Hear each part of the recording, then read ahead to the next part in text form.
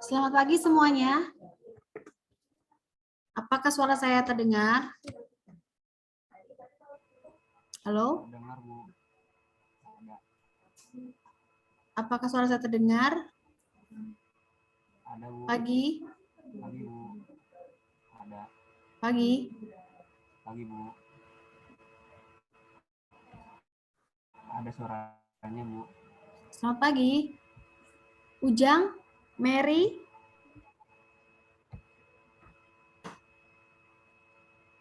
Ada, Bu, suaranya. Halo, ada, Bu.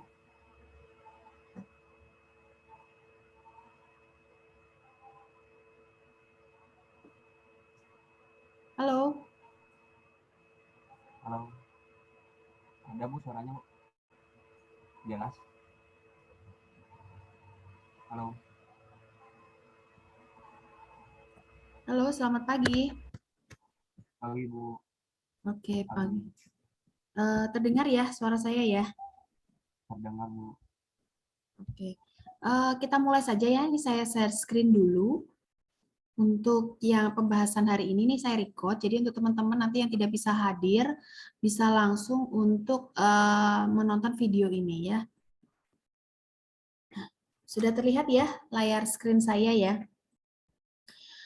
Oke, kita mulai ya. Nanti kalau misalkan suara saya tidak kedengeran, kemudian layarnya tidak terlihat, kalian bisa langsung WhatsApp di ini ya, di grup kita. Jadi kita bisa langsung cek nantinya. Untuk materi yang ini kan ada contoh bab 1, bab 2, bab 3. Nanti akan saya lampirkan di e-learning. Karena kemarin saya sudah banyak melihat apa yang dikerjakan oleh metode penelitian untuk teknik informatika ini sangat jauh sekali dari ekspektasi. Hanya yang benar hanya beberapa, mungkin hanya 3 atau 4 orang saja. Jadi untuk yang lain ini masih banyak kesalahan yang dimana nanti membuat kalian kalau mengajukan proposal pasti ditolak karena tidak jelas maksudnya, kemudian dari latar belakang, rumusan masalah, padahal sebenarnya di video saya ada semua ya, jadi minta tolong untuk diperhatikan untuk bab 1 ini, bab 1, bab 2, bab 3, karena ini menjadi proposal kalian. Nah, saya bahas di sini yang pertama, saya akan membahas dari penelitian, judul penelitian saya adalah analisis adopsi e-commerce menggunakan framework TOE, Teknologi Organization Environment pada UMKM di Kerawang. Ini judul saya. Jadi saya menggunakan topik adopsi e-commerce ya, adopsi atau menggunakan topik TOE. TOE itu adalah teori yang digunakan untuk mengevaluasi atau menganalisis adopsi suatu teknologi ya. Saya menggunakan topik teknologi organization environment. Ini adalah topiknya. Kemudian objeknya ya, objeknya itu e-commerce yang dianalisis. Nah, partisipannya adalah UMKM di Karawang seperti itu. Jadi harus jelas. Kalau Anda membuat judul, topiknya apa? Kalau perancangan sistem, ya perancangan sistem. Kemudian apa namanya? Jadi misalkan TAM ya, teknologi acceptance model, berarti itu topiknya TAM seperti itu. Jadi di sini harus jelas ada topiknya, kemudian objeknya apa, dan yang selanjutnya adalah partisipannya itu siapa, seperti itu. Nah, dalam bab 1 ya, bab 1 ini ya. Sebentar. Dalam bab 1 ini pertama, paragraf pertama, kedua, boleh paragraf 1, satu paragraf boleh.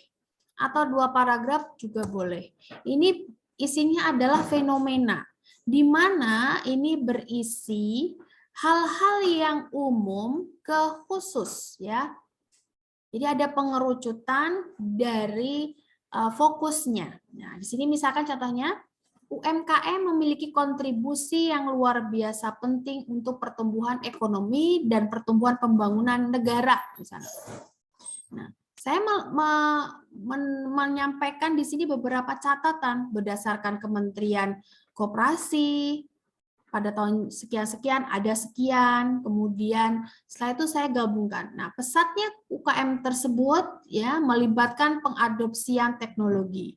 Nah, baru saya juga ngungkapin nih, beberapa penelitian itu mengungkapkan bahwa pemanfaatan e-commerce itu ternyata dapat apa saja. Nah, ini berdasarkan ini.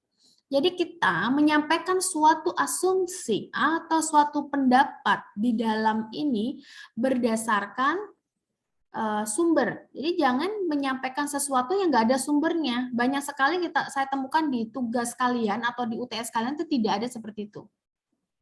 Kemudian juga di sini hasil penelitian siapa menunjukkan bahwa apa. Jadi ada seperti itunya. Jadi ada fenomena, di mana di sini menjelaskan fenomena UKM yang menggunakan e-commerce itu dapat sukses. Intinya itu dalam satu paragraf ini. Tapi saya bentuk bahasa beberapa sumber seperti itu. Jadi di sini ini 2 paragraf ini intinya sebenarnya UKM yang pakai teknologi itu sukses misalkan. Ya teknologinya adalah e-commerce. Nah, selanjutnya saya fokusnya nih e-commerce. Saya cerita e-commerce. E-commerce itu apa sih e-commerce itu? Manfaatnya apa? Jadi di paragraf kedua itu saya cerita tentang e-commerce-nya. Karena di paragraf pertama saya menjelaskan tentang fenomena, lalu saya fokus topiknya e-commerce nih, fokusnya tadi. Nah, baru setelah saya cerita fokusnya, saya cerita tentang Kabupaten Karawang, partisipan atau objek dari permasalahan yang ada. Jadi Karawang itu apa? Tapi dikaitkan tentunya dengan UMKM, ya UMKM karena UMKM Karawang yang disini sebagai partisipannya. Nah, saya ceritakan di sini berdasarkan data-data, jadi bukan hanya cerita, bukan hanya asumsi pribadi seperti itu. Lalu setelah saya menjelaskan tentang UMKM di Karawang atau UKM Karawang, selanjutnya saya melakukan review. Nah, ternyata untuk mengukur suatu adopsi teknologi, menurut teori itu ada beberapa kerangka atau teori yang bisa digunakan untuk mengukur adopsi itu. Di antaranya ada TAM, ada UTAUT, ada TOE gitu. Baru dari situ saya mau milih yang mana? Oh, saya pakai TOE. Ya, pakai TOE. Kenapa pakai TOE? Karena di sini dijelaskan. Karena menggunakan TOE dapat diketahui aspek yang ingin ditingkatkan melalui. Jadi harus ada alasan kenapa saya pilih TOE. Kenapa bukan TAM? Kenapa bukan UTAUT? Seperti itu dijelaskan. Maka saya simpulkan di akhir itu. Saya simpulkan judulnya apa. Selanjutnya saya simpulkan juga manfaatnya apa. Seperti itu. Itu untuk latar belakang. Jadi latar belakang itu berisi tentang fenomena yang mengerucut dari umum ke khusus, kemudian fokusnya apa, lalu objeknya itu apa, ya dijelaskan, baru review terkait teori yang digunakan dan pilihannya, di mana di sini ada muncul tujuan penelitiannya. Lalu baru disimpulkan judul Anda apa, manfaatnya atau harapannya seperti apa. Ada yang membuat latar belakang itu sudah ada hasilnya, namanya latar belakangnya belum ada hasilnya lah. Masa belum meneliti sudah ada hasil gitu kan? Ini aneh gitu, seperti itu. Nah, selanjutnya rumusan masalah. Nah, rumusan masalah itu kalau perancangan ya satu saja, kalau perancangan karena ini bukan perancangan, yang analisis kuantitatif, ya saya hanya menjelaskan bagaimana persepsi e-commerce di Kabupaten Karawang, misalkan adopsi e-commerce di Kabupaten Karawang menggunakan TOE. Faktor-faktor apa yang menghambat dari adopsi e-commerce tersebut? Terus bagaimana cara meningkatkan adopsi e-commerce? Seperti itu. Jadi rumusan masalah itu tentunya ini berhubungan dengan tujuan. Jadi bagaimana persepsinya di Karawang itu seperti apa, lalu faktor-faktor apa yang mendukung dan menghambat, lalu bagaimana meningkatkannya, seperti itu, meningkatkan adopsi tersebut. Nah, tujuan penelitian ini itu menjawab rumusan masalah. Jadi kalau kalian rumusan masalah dan tujuannya berbeda, berarti nggak nyambung. Kalau rumusan masalahnya ada 3, tujuannya ada 3. Dan ingat ya, coba dikasih kayak gini nih, kata pembuka. Saya sering menemukan ini kata pembukanya nggak ada. Seperti itu. Misalkan contohnya rumusan masalah dari penelitian ini adalah, nah, atau berdasarkan latar belakang yang telah diuraikan di atas dapat ditetapkan rumusan masalah dari penelitian ini adalah apa. Kemudian berdasarkan latar belakang yang telah diuraikan di atas dapat ditetapkan, sorry ini bukan rumusan masalah ya, tujuan penelitian. Berdasarkan rumusan masalah. Salah ketik. Nah, berdasarkan rumusan masalah yang telah diuraikan di atas, maka tujuan dari penelitian ini adalah, nah ini tinggal diganti aja, ya, tinggal diganti aja dari bagaimana atau apakah menjadi untuk mengetahui faktor, untuk memberikan masukan. Nah, manfaat penelitian itu ada 2, manfaat akademik dan manfaat praktik. Kalau manfaat akademik itu berhubungan dengan pengembangan pengetahuan yang ada, ya. Jadi di sini memberikan pengetahuan dan pemahaman mengenai dimensi-dimensi atau variabel-variabel dan indikator-indikator yang dapat digunakan untuk mengukur adopsi. Jadi ini pengembangan pengetahuan. Kalau manfaat praktik itu berarti siapa yang mendapatkan benefit atau keuntungan dari penelitian ini. Harus dijelaskan. Kalau di sini misalkan Kabupaten Karawang, kemudian pelaku UMKM misalkan seperti itu. Jadi si Kabupaten Karawang dapat apa? UMKM dapat apa? Seperti itu. Atau tambahkan penelitinya dapat apa? Misalkan seperti itu. Jadi rumusan masalah itu menjelaskan apa yang ingin diketahui, ya. Kemudian tujuan penelitian itu adalah untuk menjawab rumusan masalah. Kemudian manfaat penelitian itu harus menjelaskan manfaat akademik dan manfaat praktiknya. Selanjutnya adalah ruang lingkup. Nah, ruang lingkup itu jelaskan saja teori yang digunakan apa. Kemudian siapa yang diukur, seperti itu. Ini untuk contoh untuk analisis kuantitatif. Kalau misalkan Anda perancangan, ya cerita saja misalnya latar belakang masalahnya tentang pengembangan perangkat lunak. Kemudian fokus topiknya misalkan cerita tentang SDLC. Kemudian objek permasalahannya perusahaan, tentang perusahaan yang akan dibangunkan aplikasinya. Kemudian review terkait, Anda bisa menjelaskan model proses pengembangan perangkat lunak, misalkan prototype, kemudian Scrum, kemudian Extreme Program, dan sebagainya. Bisa dijelaskan model proses pengembangan perangkat lunak. Lalu baru tujuannya. Tujuannya Anda bisa milih. Dari beberapa model tadi, Anda pilih yang mana. Kenapa pilih itu? Seperti itu. Ya, misalkan saya pilih prototipe, karena ini lingkupnya kecil, orangnya sedikit, dan misalkan lebih mempermudah visualisasi sehingga mempermudah untuk mengetahui kebutuhan pelanggan, misalkan seperti itu. Nah, baru di sini disebutkan atau ditetapkan judulnya apa dan harapannya apa. Nah, rumusan masalahnya kalau Anda perancangan, cukup Anda jelaskan bagaimana membangun aplikasi A menggunakan model proses pengembangan perangkat lunak prototype misalkan. Bagaimana mengembangkan perangkat lunak A atau aplikasi A menggunakan model proses Scrum misalkan. Studi kasus PT ABC misalkan seperti itu. Cukup satu aja rumusan masalahnya. Tidak perlu banyak-banyak. Nah, tujuannya tinggal dibuat untuk membangun aplikasi A menggunakan model proses Scrum di PT ABC misalkan seperti itu. Nah, manfaat penelitian ini berarti manfaat akademiknya apa? Memberikan pengetahuan tentang pemahaman model proses pengembangan perangkat lunak dalam proses pengembangan aplikasi terkait apa. Nah, pada dalam penelitian ini dihasilkan sebuah aplikasi yang dapat diimplementasikan di mana. Misalkan seperti itu manfaat akademik. Kalau manfaat praktiknya ya misalkan perusahaannya tadi, contohnya misalkan perusahaan ABC. Nah, ABC ini bikin aplikasi payroll misalkan. ya bermanfaat untuk bagian HR ya, HR-nya gitu misalkan, terus juga bermanfaat untuk karyawannya misalkan seperti itu. Nah, ruang lingkup penelitiannya berarti model proses yang digunakan, model proses pengembangan perangkat lunak yang digunakan adalah Scrum misalkan.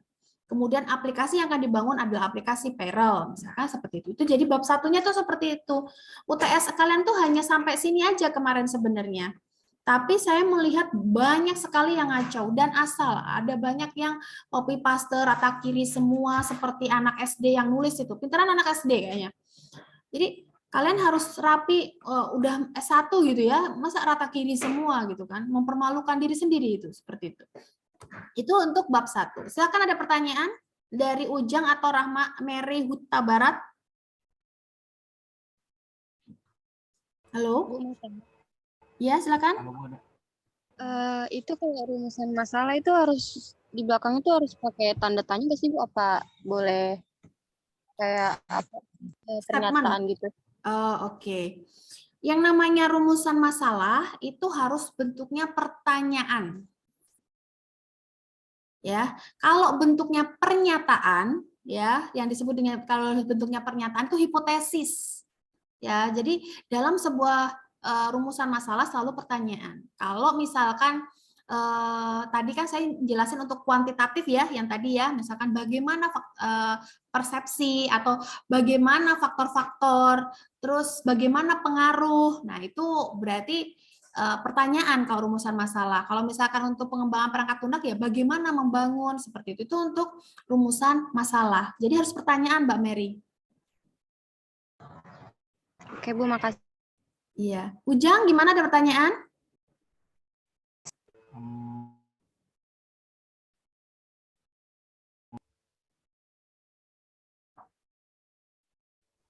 Takut saya gede suaranya. Halo, Bu. Ada pertanyaan? Ada Kurang suaranya. jelas. Ya, kurang kedengeran suaranya ya, Ujang ya. Oh, jelas nggak Bu? Maaf.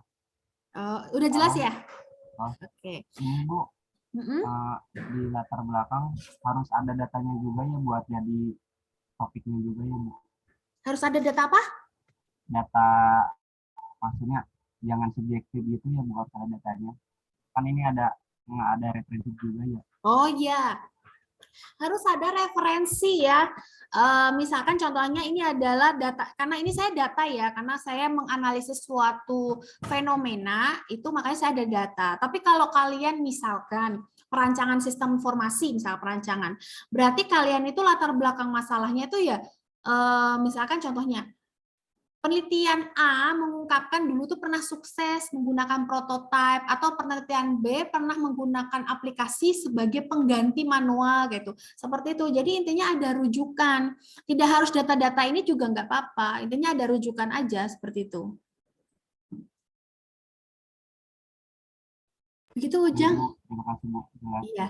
Jadi kalian kan kemarin salah tuh. Sekarang harus dibenerin karena nanti UAS-nya itu adalah bab 1, bab 2, bab 3. Jadi kalau kalian nggak benar ya, di sekarang nggak dibenerin bab 1-nya, saya anggap salah karena bab 1 salah, secara otomatis bab 2, bab 3-nya pasti salah. Seperti itu. Jadi tolong sampaikan nanti ke teman-temannya. Bab 1 itu harus benar dulu. Kalian bisa ketemu sama saya, mau di mana saja, mau di rumah saya boleh. Kalau misalkan udah selesai, Bu, minta tolong cek dong punya saya, gitu. Beberapa teman kalian kan sudah pada datang ke rumah kemarin atau WhatsApp-an sama saya ngerjain ini gimana, Bu, benar atau salah, gitu. Janjian sama saya, bisa. Jadi, jangan diem aja gitu ya, buat teman-teman yang kemarin nilainya ada 30, 40, 50 ya, itu minta tolong diperbaiki, seperti itu ya. Berarti udah jelas ya untuk bab 1 ya. Saya lanjut ke bab 2. Nah, sudah terlihat bab 2 saya? Mary, udah lihat? Kelihatan belum bab 2 saya? Kelihatan Bu. Oke. Nah, bab 2 itu berisi tentang tinjauan pustaka. Jadi di dalamnya itu bisa begini, misalkan objeknya UMKM, ya saya cerita tentang UMKM. Terus setelah itu berlanjut teorinya misalkan adalah e-commerce, ya saya berlanjut ke e-commerce. Seperti itu. Ya, kalau misalkan pengembangan perangkat lunak, saya berawal dari pengembangan perangkat lunak atau berawal dari perusahaannya dulu, misalkan PT XYZ, cerita tentang PT XYZ itu apa namanya, merupakan perusahaan di bidang apa, terus mereka itu memiliki divisi apa saja, kemudian mereka punya cabang di mana saja. Jadi cerita tentang perusahaannya dulu, gitu kan, objeknya dulu. Lalu setelah itu baru cerita tentang teorinya. Nah, kalau tadi tentang adopsi e-commerce, berarti saya cerita tentang e-commerce dan teori-teori adopsi e-commerce yang tadi saya pilih adalah TOE. Nah, kalau kalian pengembangan perangkat lunak, berarti setelah tadi cerita perusahaannya, cerita tentang model proses pengembangan perangkat lunak. Seperti itu. Jadi cerita tentang model proses pengembangan perangkat lunak. Ya, selanjutnya nanti bisa cerita tentang misalkan kan di dalam model proses pengembangan perangkat lunak itu kan ada tahapan-tahapannya, dari requirement needs ya, persyaratan kebutuhan atau analisis kebutuhan, kemudian pemodelannya, setelah pemodelannya development-nya, kemudian implementasi dan testing. Nah, itu dibahas satu persatu begitu. Itu untuk teorinya. Jadi Anda jangan bingung mau diisi apa ya bab 2. Jangan sampai bab 2 isinya cuma 2 lembar gitu kan. Ini sering saya temukan pada mahasiswa-mahasiswa itu menemukan bahwa bab 2-nya itu ya cuma 2 lembar. Kemudian ingat, sering banget membuat paragraf itu cuma 1 kalimat. Yang disebut paragraf itu adalah lebih dari 1 kalimat. Sering saya temukan itu. Jadi kalian harus perhatikan itu.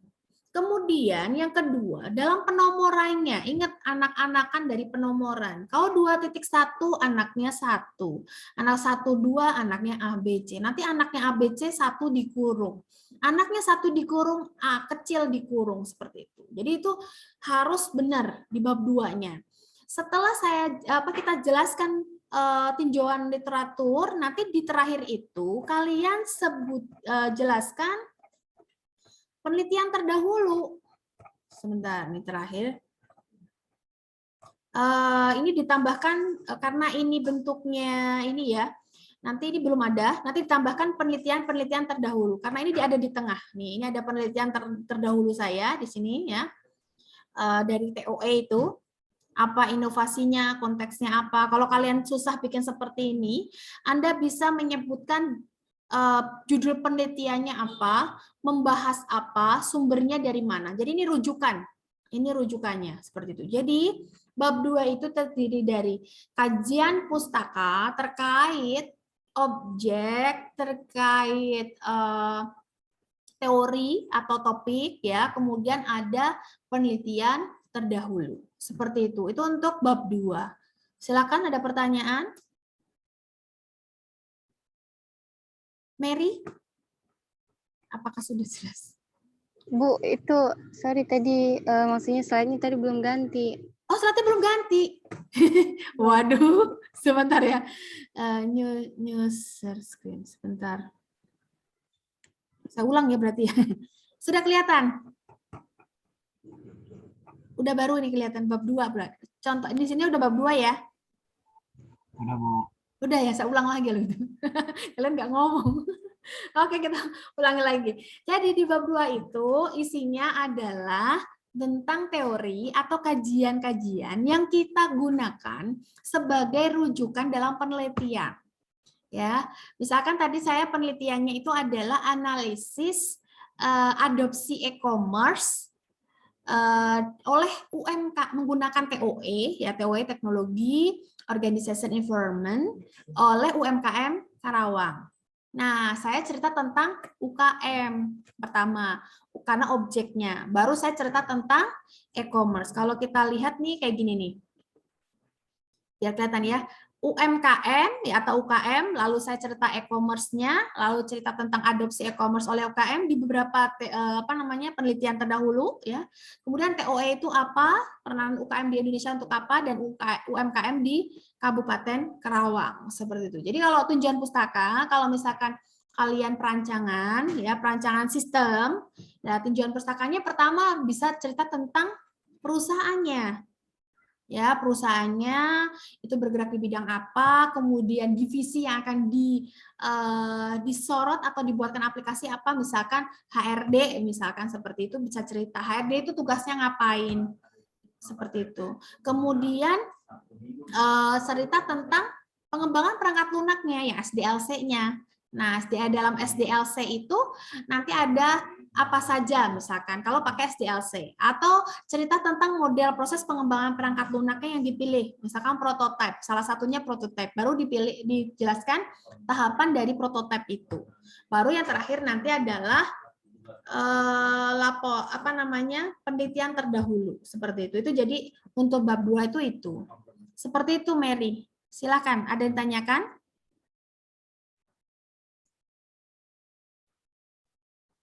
Ya Bu, yang bertanya Bu, Ya, Ujang.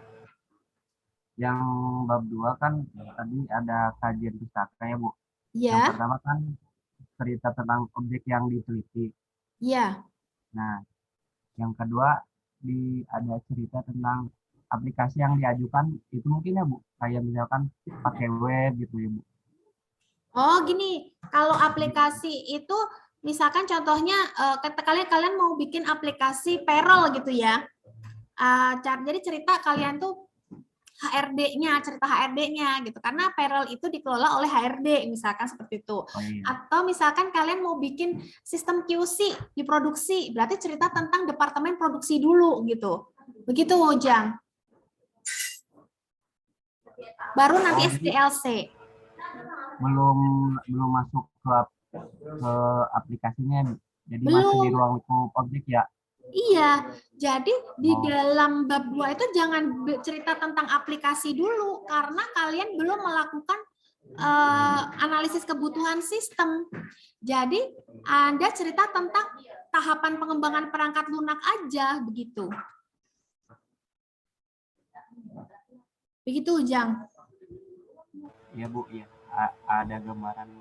Ya, ingat yang terakhir di 2 titik terakhir itu nanti adalah penelitian terdahulu yang relevan dengan penelitian kamu. Ya, 3 kolom saja, misalkan judul penelitian, kemudian deskripsi penelitiannya, kemudian pembahasan kamu terkait penelitian itu apa yang berbeda begitu. Seperti itu. Ujang ya.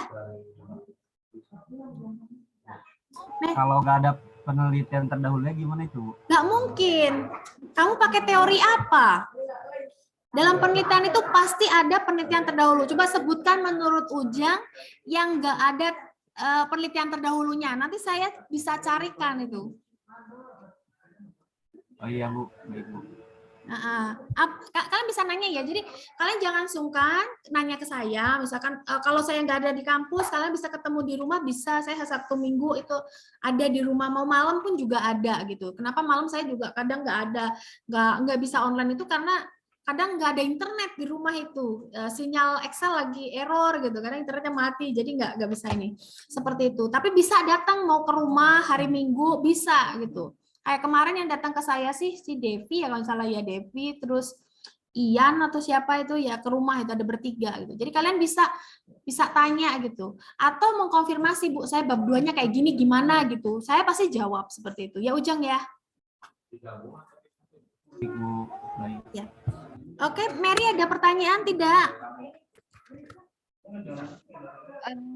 Ya kan UTS kemarin judulnya rancang bangun aplikasi berbasis web ya Bu. Itu kemarin saya cari kayak penelitian sebelumnya kayak nggak ada gitu Bu, apa gimana? Ya kamu pakainya penelitian sebelumnya kan perancangan, berarti tentang perancangan aplikasi aja. Perancangan aplikasi berbasis web. Contohnya begini, yang suka kalian salah itu ya. Saya bikin aplikasi walking record. Ternyata nggak ada tuh yang bikin aplikasi walking record. Padahal ada yang bikin aplikasi payroll, padahal ada yang bikin aplikasi absensi, ada itu bisa dipakai sebagai rujukan asal catatannya dia mengembangkan aplikasi dan berbasis website. Itu kata kuncinya. Jadi bisa digunakan itu, Mary. Begitu, Mary. Berarti dua itu berisi kayak masih penjelasan teori aja berarti gitu ya, Bu? Iya, betul. Jadi penelitian terdahulu itu terkait tentang teori yang digunakan. Bukan sama persis case-nya. Nggak akan ada tuh case misalkan kamu di PT Samsung. Belum pernah ada yang meneliti di PT Samsung, Bu. Jadi nggak ada rujukan ke PT Samsung. Bukan seperti itu. Jadi teorinya aja begitu ya. Oke, Bu. Makasih, Bu. Nah, oke. Ada pertanyaan lain? Nggak ada? Oke, kalau nggak ada saya lanjut ya ke bab 3 ya. Oke.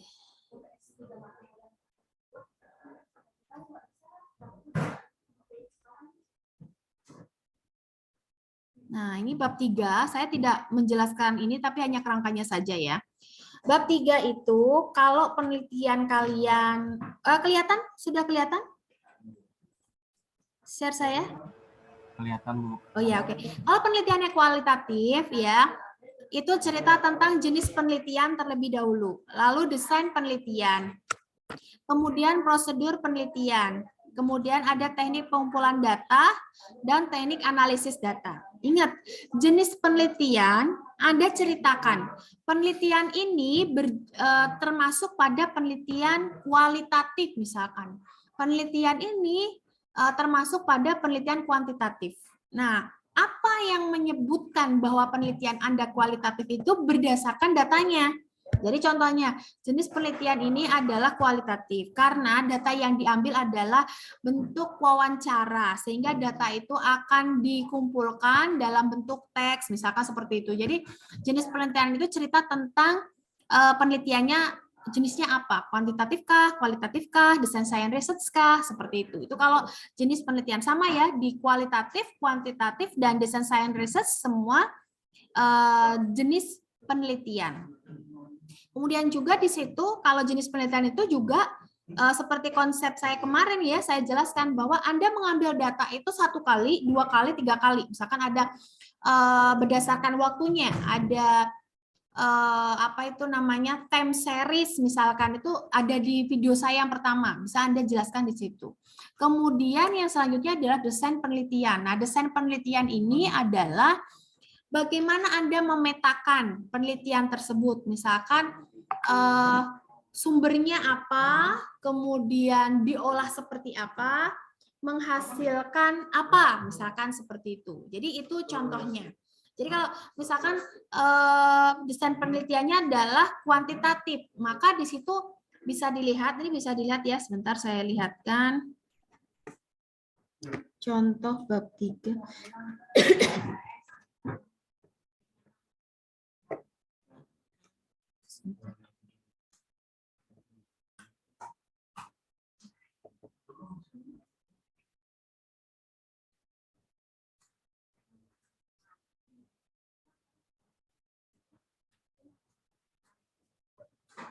Kelihatan nggak PowerPoint saya? Belum ya? Belum. Nah, sudah kelihatan? Ada, Bu, ya. Oke, jadi desain penelitian itu seperti ini, ya. Tujuan penelitian kamu apa? Misalkan tujuannya untuk membangun aplikasi, ditulis di sini. Kemudian conceptual framework, berarti teori yang digunakan tuh apa? Contohnya teori yang digunakan itu model proses pengembangan perangkat lunak atau SDLC atau prototype atau Scrum atau Extreme Program, tulis di sini. Nah, research question-nya itu adalah bagaimana membangun aplikasi XYZ berbasis web. Misalkan menggunakan prototype misalkan. Nah, metodenya berarti bisa menggunakan metode design science research misalkan, atau metodenya SDLC misalkan seperti itu. Nah, validity-nya kalau aplikasi berarti misalkan menggunakan black box testing atau menggunakan white box testing atau menggunakan dokumen UAT misalkan, user acceptance test ya, UAT itu, user acceptance test seperti itu. Jadi di sini ini desainnya. Anda membuat gambar ini di desain penelitian itu, tujuannya apa, teori yang digunakan apa, pertanyaan penelitiannya apa, metodenya apa, dan validity-nya seperti apa. memvalidasinya. Itu kalau ini penelitian, tadi contohnya penelitian untuk perancangan. Nah, tapi kalau kuantitatif misalkan, saya tadi kan contohnya UKM ya, adopsi e-commerce, tujuannya untuk mengetahui adopsi e-commerce di UMKM Karawang. Nah, research question-nya tuh bagaimana adopsi e-commerce oleh UMKM Karawang, itu research question-nya.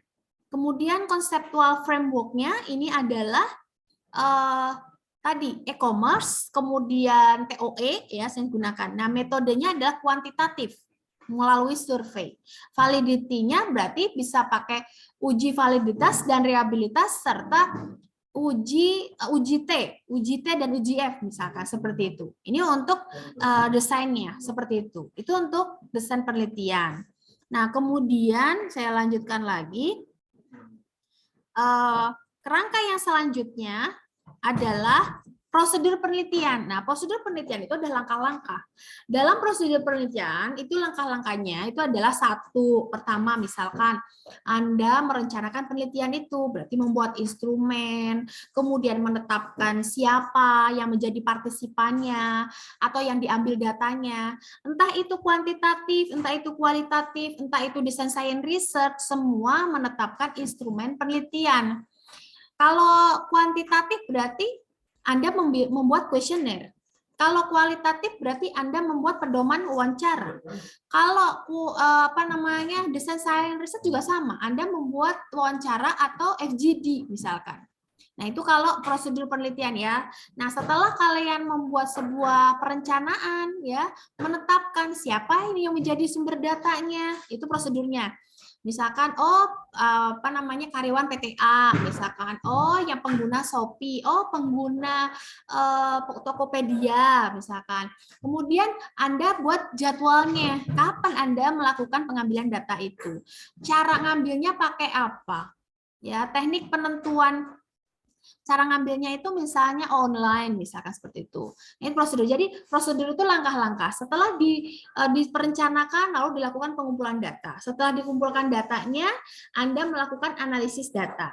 Lalu setelah analisis data baru interpretasi dan dokumentasi. Misalkan itu untuk kualitatif dan kuantitatif. Kalau desain science research misalnya prosedurnya pertama analisis kebutuhan sistem, lalu pemodelan. Setelah pemodelan saya melakukan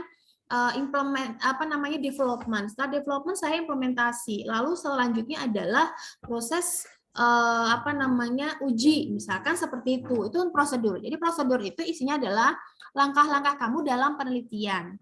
Nah, baru kita jelaskan juga dalam setiap penelitian itu ada teknik pengumpulan datanya. Yang tadi populasinya siapa, ya siapa yang diambil sebagai sumber. Teknik pengambilan sampelnya bagaimana? Ingat teknik pengambilan sampel ada probability sampling, ada non probability sampling. Ini nanti tonton video saya yang sebelumnya. Kemudian teknik pengumpulan data. Kalau kualitatif bisa wawancara, bisa observasi, atau desain science juga sama, bisa wawancara, observasi, bisa FGD. Ya, kemudian ada instrumen, berarti ini sudah ada contoh instrumen pengambilan datanya. Misalkan wawancara ya bentuk pedoman wawancaranya. Pedoman observasi, sudah ada pertanyaannya. Kalau desain science research, karena dia mengembangkan sebuah aplikasi, instrumennya harus berisi tentang satu, bagaimana proses absensi di PTA, gitu kan? Siapa yang terlibat dalam proses tersebut? Dokumen apa saja yang terlibat dalam proses tersebut? Kesulitan-kesulitan apa yang dihadapi oleh HRD di PTA? Nah, itu pertanyaan. Jadi itu disebut dengan instrumen. Nah, validitas dan reliabilitas itu adalah memastikan bahwa apa yang kita ambil datanya itu benar. Jadi diverifikasi oleh si sumber data. Ya, bisa digunakan seperti itu. Kemudian analisis data. Nah, kalau analisis data, kalau kualitatif ada konseptualisasi, pengkodoan, pengkategorian, ya. Kalau kuantitatif, analisis data ada analisis deskriptif, uji hipotesis, uji T, misalkan. Kalau desain science research, ya analisis datanya berarti tadi analisis masalahnya, kemudian analisis bagaimana mensolusikan, kemudian analisis membangunnya aplikasinya, ya pemodelannya, pembangunan prototipenya, kemudian ujinya, seperti itu. Jadi ada teknik pengumpulan data, ada teknik analisis data, dan yang terakhir ada etika penelitian. Artikan penelitian itu misalkan Anda menjelaskan kita tidak menyimpan nama untuk pengambil data, pemberi informasi, misalkan seperti itu. Dan etika penelitian semua data yang disampaikan itu sudah melalui izin dari sumber data, misalkan seperti itu. Jadi ini adalah bab 3. Kalau Anda penelitian kualitatif, kerangkanya ini. Kalau kuantitatif, kerangkanya ini. Ya, kalau DSR, kerangkanya ini. Seperti itu. Ini untuk contoh dari bab 3 tersebut. Seperti itu. Ada pertanyaan? Silakan. Mary, Ujang? Belum ada, Bu. Oh, belum ada. Jadi nanti kalau bab 3 silahkan kalian copy ini aja ya. Jadi kerangkanya ini. Bab 3 itu. Jadi kalian tinggal masuk saja, kemudian nanti dijelaskan satu persatu. Jadi bab 3 atau bab 3 itu adalah metodologi penelitian. Menjelaskan bagaimana Anda menyelesaikan masalah penelitian. Seperti itu. Itu untuk bab 3. Ujang ada pertanyaan? Oh, Ujang kabur. Nggak ada lagi. Oke, nggak ada pertanyaan lagi, Mary? Dari bab 1, bab 2, bab 3? Nggak ada, Bu. Nggak ada. Oke, berarti nanti bisa bener ya, dikerjakan ya. Ingat ya, bab 1 dibenerin dulu supaya nanti nilainya tetap bagus. Kalau bab 1-nya masih sama, berarti nanti nilainya tetap sama tuh. UAS-nya juga sama. Karena bab 1 salah, bab 2, bab 3-nya pasti salah. Begitu ya. Ingat tulisannya yang rapi ya, jangan kayak anak SD ya. Itu Iya, saja. Bu. Ya, Mary minta tolong nanti info ke teman-temannya juga kalau ada permasalahan bisa langsung WhatsApp saya atau tanya konfirmasi pendapatnya terkait tugasnya seperti apa. Itu bisa, misalkan saya sudah mengerjakan ini, Bu, bagaimana gitu. Itu bisa langsung WhatsApp saya saja ya. Iya, Bu. Oke. Kalau nggak ada pertanyaan, berarti hari ini saya tutupkan sampai sini saja.